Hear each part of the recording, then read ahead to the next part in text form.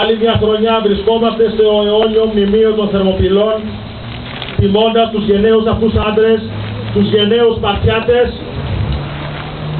που αντιστάθηκαν σε αυτό εδώ το σημείο, σταματώντας τον εχθρό για να μείνει η Ελλάδα μας ελεύθερη. Με τη γενναιότητά τους έσωσαν ταυτόχρονα όλον τον ελληνικό κόσμο, δίνοντας το παράδειγμα σε όλους τους ελεύθερους Έλληνες να αντισταθούν στον εισβολέα. Και η εισβολέας υπάρχει αναμφισβήτητα και σήμερα. Εμείς οι εθνικιστές τον γνωρίζουμε καλά και τον πολεμούμε με όσα μέσα διαθέτουμε. Γνωρίζουμε ότι ο σημερινός εισβολέας είναι πολύ πιο ύπουλος και πανούργος και δεν μας χτυπάει ακόμα τουλάχιστον με τα πανίσχυρα όπλα του και δεν είναι εκ πρώτης όψεως εμφανής για τους περισσότερους Έλληνες. Ο εχθρός λοιπόν μας χτυπάει μέσω της σταδιακής διάλυσης των ηθών, της φιλετικής συνοχής και των υποδομών του έθνους μας.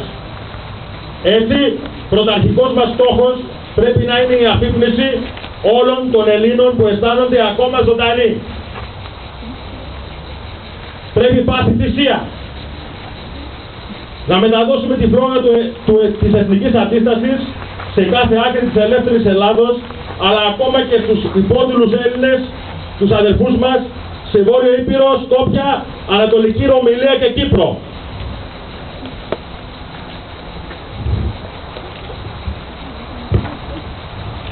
Ως εκπρόσωπος της Περιφέρειας Βορείου Ελλάδος, όλων των συναγωνιστών από τη Μακεδονία και τη Θράκη, απευθύνω θερμό χαιρετισμό συναγωνιστικό σε όλους τους Χρυσαυγίτες και σε όλους τους ελεύθερους Έλληνες, παροτρύνοντάς τους να μην λυγίσουν στη σαπίλα που τους περιβάλλει. Σε Αλεξανδρούπολη, Κομοτηνή, Ξάνθη, Καβάλα, Θεσσαλονίκη, Πέλα, Σέρες, Δράμα, Κιλκής, Γιάννενα, Κοζάνη, Καστοριά, καθώς και σε κάθε πόλη της Βορείου Ελλάδος, οι συναγωνιστές διεξάγουν καθημερινά τον αγώνα τους για μια χρυσή αυγή του ελληνισμού, κρατώντας κυριολεκτικά θερμοπύλες ενάντια σε κάθε μορφής εθνική, κοινωνική και ιδεολογική αποστάθρωση. Συναγωνιστές και συναγωνίστριες, σηκώστε τα λάβαρα ψηλά, έτσι ώστε να τα βλέπει και ο εχθρός.